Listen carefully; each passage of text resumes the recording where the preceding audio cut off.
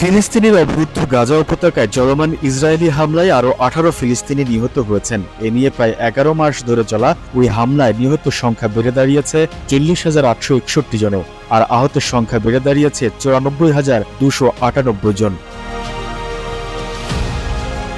ফিলিস্তিনি স্বাস্থ্য মন্ত্রণালয়ের বরাত দিয়ে কাতার ভিত্তিক সংবাদ মাধ্যম আল জাজিরার এক প্রতিবেদনে এই তথ্য জানানো হয়েছে।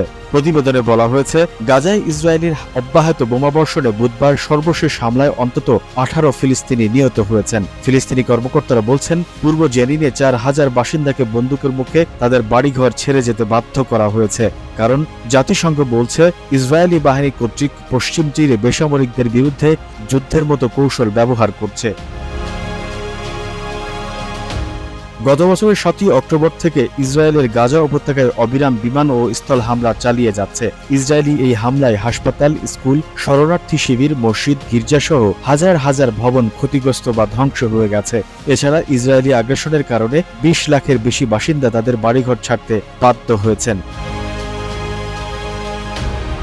মূলত ইসরায়েলি আক্রমণ গাজাকে ধ্বংসস্তূপে পরিণত করেছে। জাতিসংঘের মতে, ইসরায়েলের বর্বর আক্রমণের কারণে গাজার প্রায় 85% ফিলিস্তিন বাস্তুচ্যুত হয়েছেন। আর খাদ্য, বিশুদ্ধ পানি এবং ওষুধের তীব্র সংকটের মধ্যে গাজার সকলেই এখন খাদ্য নিরাপত্তাহীন অবস্থার মধ্যে রয়েছেন। ফিলিস্তিনি স্বাস্থ্য কর্তৃপক্ষ মনে করছে, গাজা উপত্যকা জুড়ে ধ্বংস হওয়া ধ্বংসস্তূপের নিচে এখনও 11,000-এর বেশি লোক নিখোঁজ রয়েছেন। মূলত গাজায় অবিলম্বে যুদ্ধবিরতির দাবি জানিয়ে জাতিসংঘ নিরাপত্তা পরিষদের প্রস্তাব সত্ত্বেও ইসরায়েলের অবরুদ্ধ এই ভূখণ্ডে তার নৃশংস আক্রমণ অব্যাহত রেখেছে। The News Bangladesh International Desk।